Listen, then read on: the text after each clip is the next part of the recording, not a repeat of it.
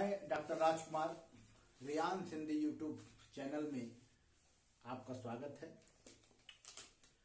आधुनिक काल के चरण और भेद और भारतेंदु युग के कवि और उसकी प्रवृत्तियां विशेषताएं समझने के बाद आज हम लोग द्विवेदी युग को समझने का प्रयास करेंगे कि द्विवेदी युग की कौन सी विशेषताएं थी, कौन से कवि थे और भारतेंदु युग से कैसे अलग थे। आज इसके बारे में हम लोग जानेंगे।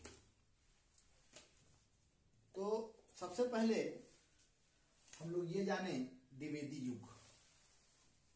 देखिए, द्विवेदी युग का मतलब ये हुआ, द्विवेदी युग, ठीक है। द्विवेदी युग का जो समय है वह 1900 से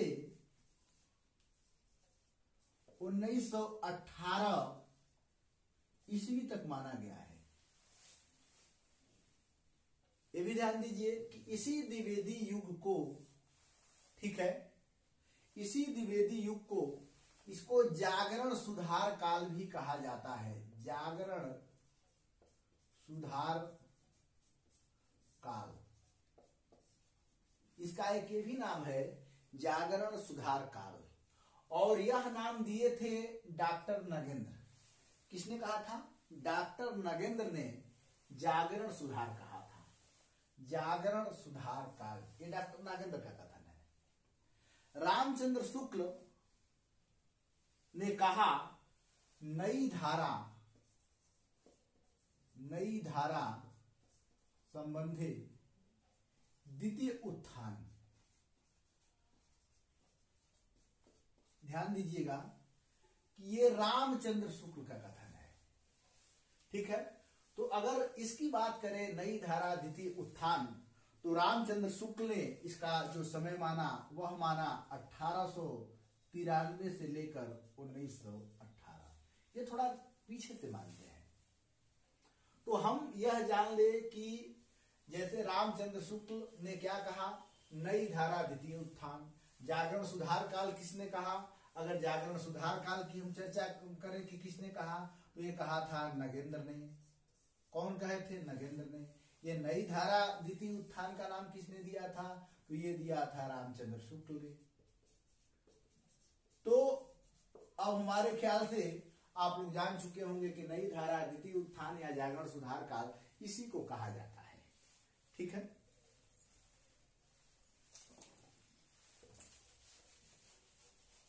अब हम लोग जागरण सुधार काल या नई धारा द्वितीय उत्थान या द्विवेदी युग के कवियों के बारे में जानते हैं कि इस युग के कौन कौन कवि थे।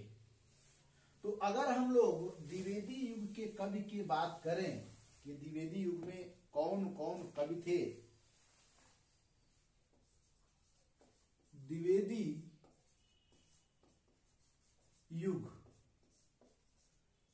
के कवि, देखिए द्विवेदी युग के कवि का मतलब सबसे पहला नाम तो हम उसी व्यक्ति का लेंगे जिसके नाम से, जिसके यह मतलब क्या बोलते हैं, जिसके नाम से ही युग जाना जाता है।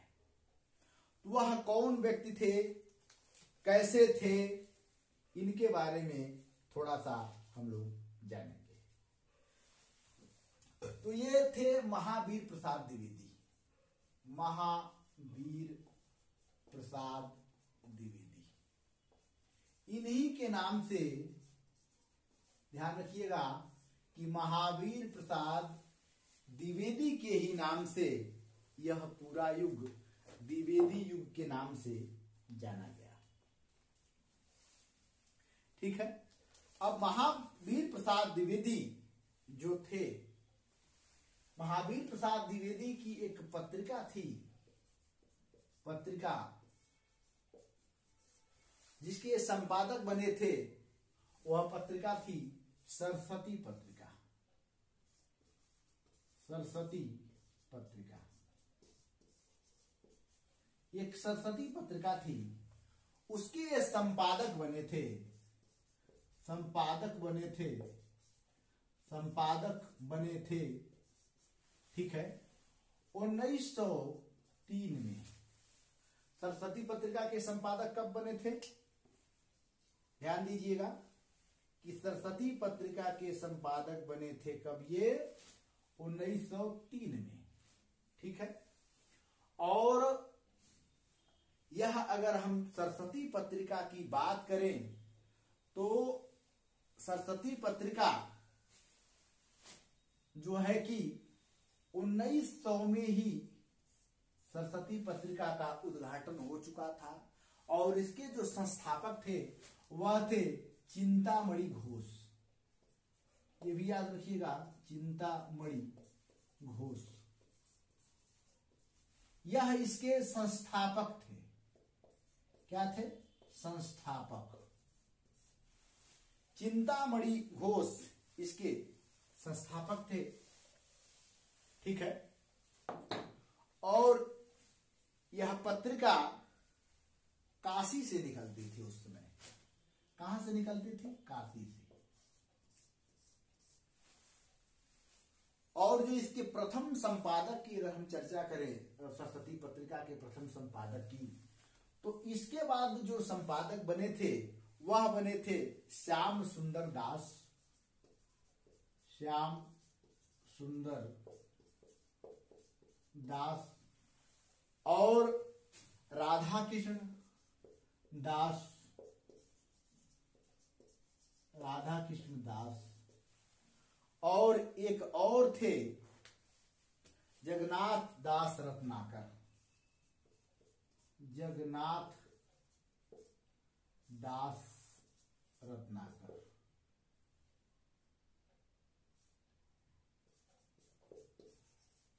यह तीन लोग 1900 में संपादक बने थे। कब बने थे? 1900 में ये तीन लोग संपादक बने थे, श्याम सुंदर दास, राधा कृष्ण दास और जगन्नाथ दास। और एक किशोरी लाल गोस्वामी भी थे, इनका भी नाम नोट करिए, किशोरी लाल गोस्वामी। लाल गोस्वामी, ठीक है। किशोरी लाल गोस्वामी, कार्तिक प्रसाद भी थे।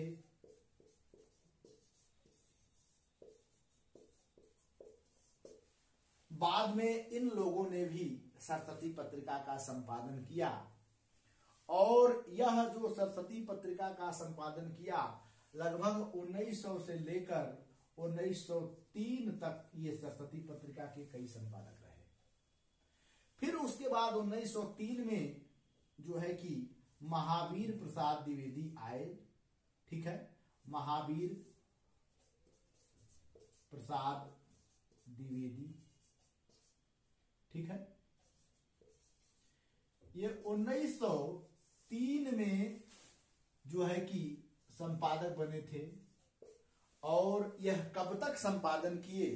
यह संपादन किए थे 1920 तक।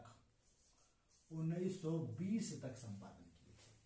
कौन? महावीर प्रसाद द्विवेदी। यानी कब से यह संपादन किए थे? यह संपादन किए थे 1903 से लेकर और 1920 तक। फिर उसके बाद होता क्या है? नंबर आता है, सरस्वती पत्रिका के संपादन की बात करें तो उसके बाद महावीर प्रसाद के बाद जो सबसे यशस्वी संपादक हुए वह थे पंडित देवी दत्त शुक्ल।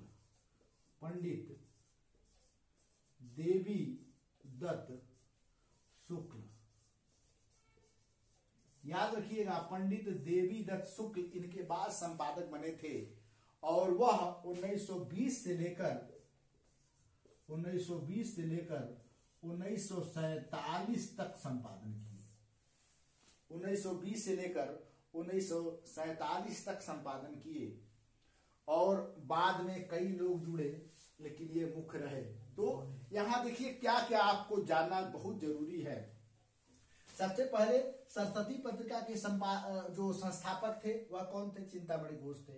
प्रथम संपादक के रूप में आप श्याम सुंदर दास का नाम याद रखिए, राधा कृष्ण दास का नाम याद रखिए, कम से कम श्याम सुंदर दास का नाम तो जरूर याद रखिए। राधा कृष्ण दास का नाम इसलिए याद रखिए क्योंकि वो भारतेंदु हरिश्चंद्र के फुआ के लड़के थे, यह ध्यान रखिए।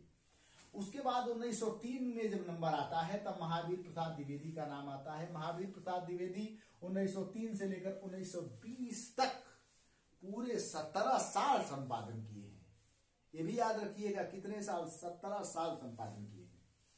उसके बाद पंडित देवीदत्त शुक्ल आते हैं और 1920 से लेकर 1947 तक, उसके बाद कई संपादक गणेश शंकर विद्यार्थी भी आए, देवी दयाल चतुर्वेदी आए, कई लोग आए, लेकिन इतना लोगों का नाम सरस्वती पत्रिका से, यदि आप सरस्वती पत्रिका को याद करते हैं तो इतना लोगों के नाम आपके मस्तिष्क में बैठना चाहिए। अब हम सरस्वती पत्रिका का नाम क्यों ले रहे हैं, यह आपको ध्यान होना चाहिए। सरस्वती पत्रिका का इसलिए नाम ले रहे हैं कि उसी सरस्वती पत्रिका के माध्यम से महावीर प्रसाद द्विवेदी ने वह जागरण सुधार काल चलाया और उन्होंने एक आंदोलन चलाया कि गद और पद दोनों की भाषा एक होनी चाहिए, गद और पद दोनों की भाषा एक होनी चाहिए। और इन्होंने, महावीर प्रसाद द्विवेदी ने यह भी कहा कि कविता का विषय मनोरंजन, महावीर प्रसाद द्विवेदी का ही कथन है कि कविता का विषय,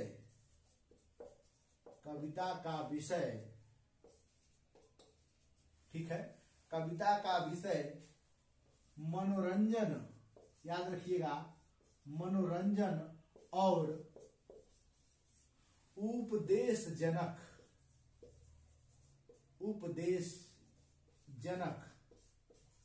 होना चाहिए।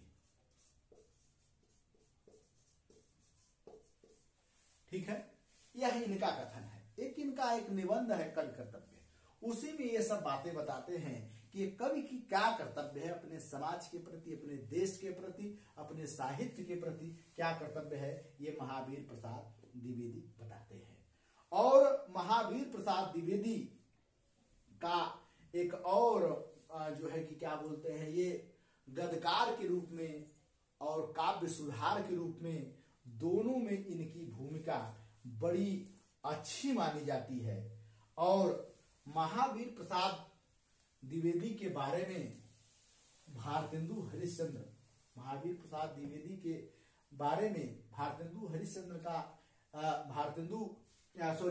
रामविलास शर्मा, महावीर प्रसाद द्विवेदी के बारे में रामविलास शर्मा का एक आलोचनात्मक ग्रंथ है या रचना है, वह है आचार्य,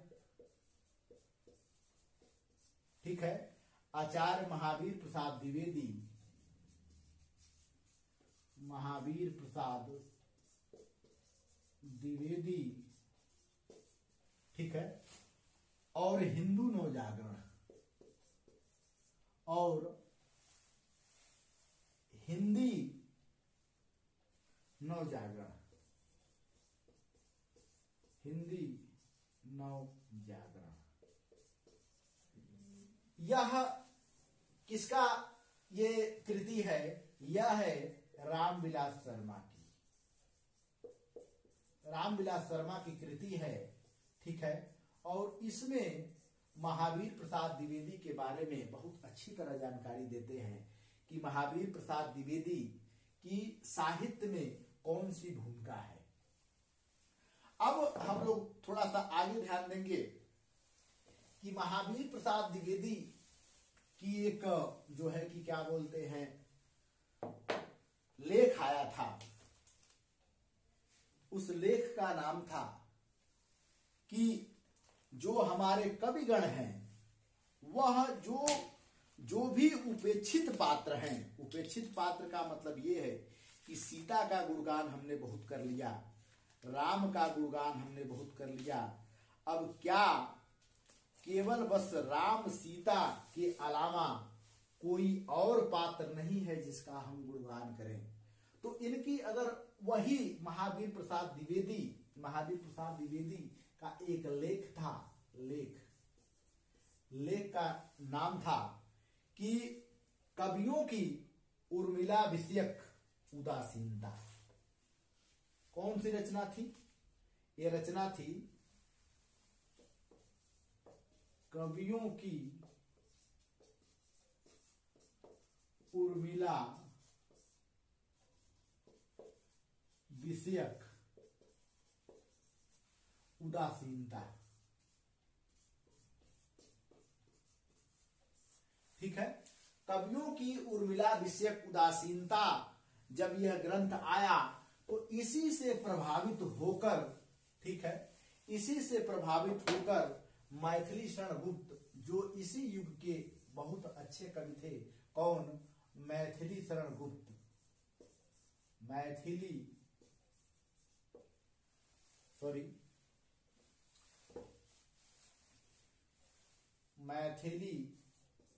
शरण गुप्त।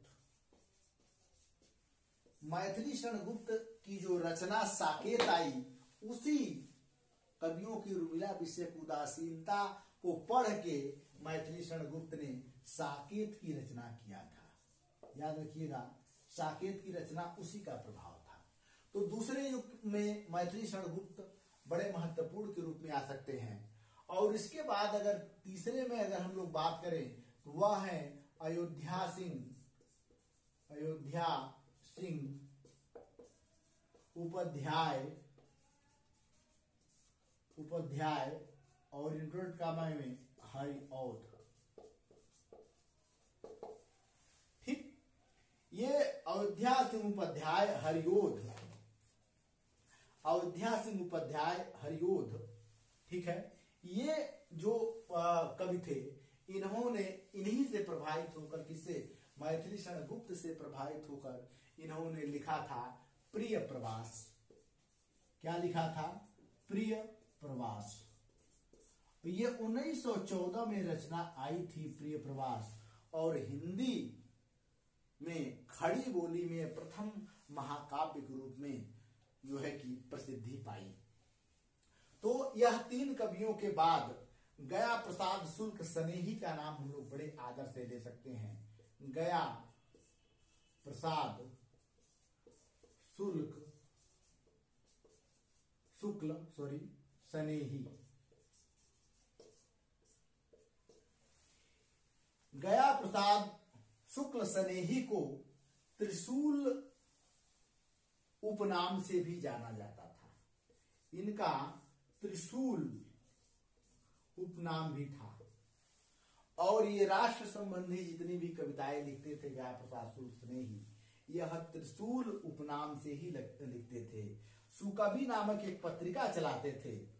उसके बाद 5वें नंबर पे अगर हम लोग चर्चा करें द्विवेदी युग के कवि में, तो वह राम नरेश त्रिपाठी हैं।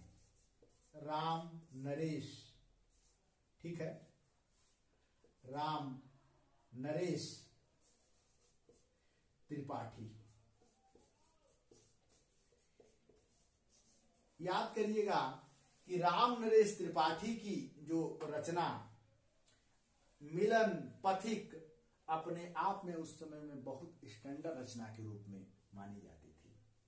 छठे नंबर पर अगर हम जिसकी चर्चा करें वह है माखन लाल चतुर्वेदी।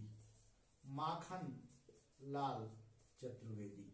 अब इनके रचना से कौन नहीं जानता होगा कि माखन लाल चतुर्वेदी ही वह कवि हैं जिन्होंने पुष्प की अभिलाषा रचना लिखी थी, जिसमें वह कहते हैं कि मुझे तोड़ लेना वनमाली, उस पथ पर तुम देना फेंक, जिस पथ पर शीश चढ़ाने जिस पथ जाए वीर अनेक। तो ये माखन लाल चतुर्वेदी की जो इनकी रचना जो बड़ी प्रसिद्ध थी, हिम किरीटिनी, हिम, ठीक है, किरीटिनी,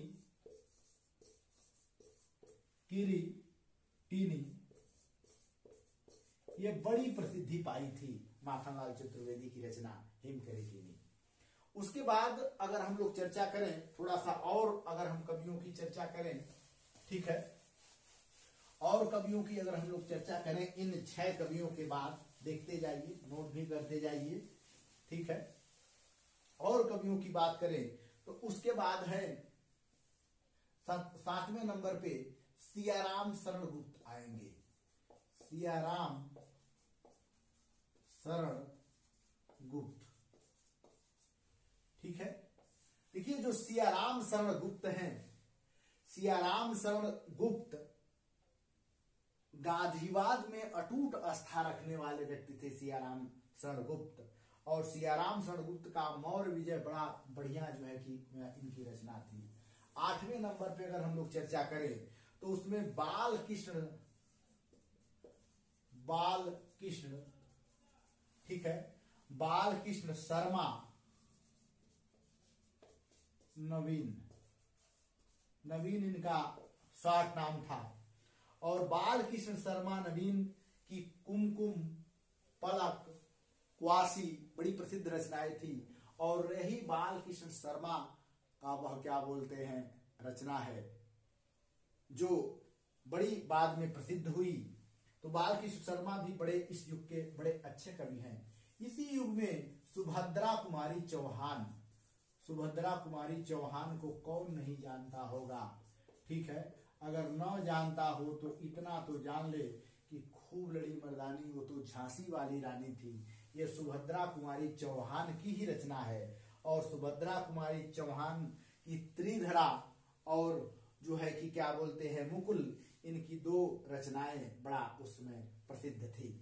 उसके बाद और याद करें तो सोहनलाल द्विवेदी जो बाल कविता लिखने में बड़े माहिर थे। सोहनलाल द्विवेदी को कौन नहीं जानता है, अपने समय के ये बड़े अच्छे कवि के रूप में माने जाते हैं। इसके बाद अगर और चर्चा करें तो श्याम नारायण पांडे। देखिए श्याम नारायण पांडे क्यों प्रसिद्ध हुए। श्याम नारायण पांडे की प्रसिद्धि होने का सबसे बड़ा कारण है कि हल्दी घाटी इनकी रचना थी, जौहर इनकी रचना थी। और उस समय द्विवेदी युग में भी राष्ट्रीयता एकदम चरम सीमा पे थी, क्योंकि गांधीवाद उसी समय अगर 1900 से लेकर, जिस समय द्विवेदी युग का समय था 1900 से लेकर, ठीक है, 1918, अगर इतिहास की दृष्टि में थोड़ा सा जाएंगे तो 1900 से लेकर 1918 के बीच में कई घटनाएं जो है कि घटी है। तो इन कवियों ने उस घटनाओं का एक जो है कि क्या बोलते हैं एक उसी सिद्धांत से चले। क्योंकि आप देखेंगे 1905 में लॉर्ड कर्जन बंगाल का विभाजन करता है, 1906 में मुस्लिम लीग की स्थापना होती है, 1907 में जो है कि सूरत अधिवेशन होता है, और जहां कांग्रेस का विभाजन हो जाता है। 1909 में मुस्लिमों के लिए पृथक जो है कि निर्वाचन की व्यवस्था की जाती है। 1911 में बहुत बड़ा महाकाल था, उसी समय जनगणमन की स्थापना होती है। उसके बाद जो 13-15 में जो है कि गांधी का आगमन हो जाता है। 16 में लखनऊ में कांग्रेस की मीटिंग होती है। उसी मीटिंग में राजकुमार शुक्ल मिलते हैं जो गांधी जी को न्योता देते हैं। और 1917 में गांधी जी का पहला चंपारण आंदोलन होता है। तो यह कह सकते हैं कि गांधी जी का प्रथम चरण में ही ये लोग कवि थे, इसीलिए गांधीवाद से ज्यादा प्रभावित थे। तो यह जो कवि थे, ये जितने भी कवि थे जिनकी हम अभी चर्चा किए हैं, ये द्विवेदी युग के बड़े अपने समय में प्रसिद्ध कवि थे। और इन कवियों के बाद भी एक नई धारा चल रही थी इसी द्विवेदी युग में, वह थी स्वच्छंदवादी धारा। स्वच्छंद, ठीक है,